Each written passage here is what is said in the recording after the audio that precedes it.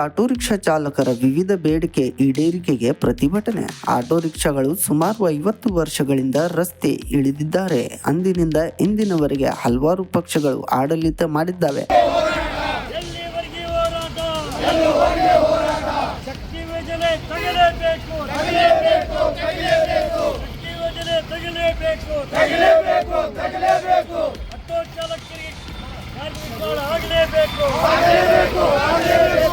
Auto rickshaw ಚಾಲಕರು ಯಾವುದೇ ರೀತಿಯ ಸರ್ಕಾರದ ಯೋಜನೆಗಳನ್ನು ಮತ್ತು ಸವಲತ್ತುಗಳನ್ನು ನೀಡದೆ ಸರ್ಕಾರ ಆಟೋ ರಿಕ್ಷಾ ಚಾಲಕರನ್ನು ಕಡೆಗಣಿಸುತ್ತಾ ಬಂದಿದೆ ಎಂದು ಆಕ್ರೋಶ ವ್ಯಕ್ತಪಡಿಸಿದರು.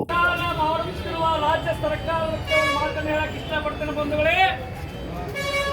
ಆಟೋ ರಿಕ್ಷಾ ಚಾಲಕರು ಹಗಲು ಇರಲು ಮಳೆ ಬಿಸಿಲಲ್ಲದೆ ಸಾರ್ವಜನಿಕರ ಸೇವೆಯನ್ನು ಸಲ್ಲಿಸುವಂತಹ ಶ್ರಮಜೀವಿಗಳು ಆಟೋ ರಿಕ್ಷಾ ಚಾಲಕರ ಬಂಧುಗಳೇ.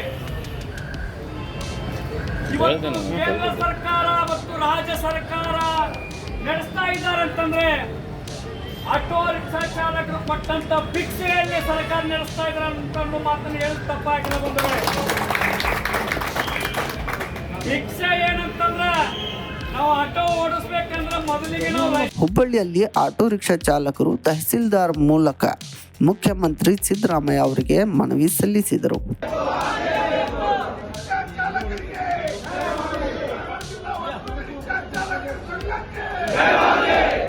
ಕ್ರಾಂತಿ ಸಮಾಚಾರ, ಧಾರವಾಡ.